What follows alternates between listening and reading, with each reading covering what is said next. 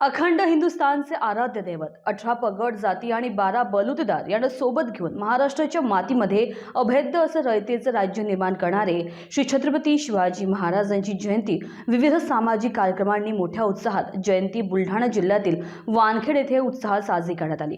17 मार्च रोजी महाराजांच्या मूर्तीची वाजत गाजत मिरवणूक काढून मान्यवरांच्या हस्ते पूजन करण्यात आले।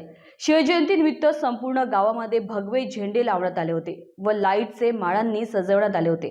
शिवरायांचा कार्यक्रम मोठ्या उत्साहात पार पडला। यावेळी वानखेड गावातील गावकरी उपस्थित होते।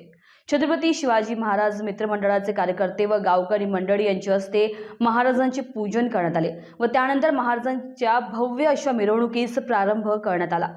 छत्रपती शिवाजी महाराज पुतळ्यासमोर रात्री ठीक 10 वाजता महाराजांची पूजा करून मिरवणुकीची सांगता करण्यात आली।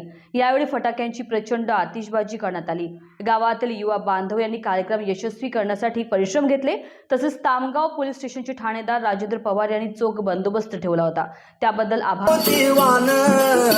आनंदाने नांदत होते हिंदू मुसलमान, आनंदाने नांदत होते हिंदू मुसलमान। माझ्या शिवरायाच्या छायेखाली मुळीच नव्हती वान, आनंदाने नांदत होते हिंदू मुसलमान। इंडिया न्यूज TV 24 करिता सचिन पाटील, बुलढाणा, शेगाव।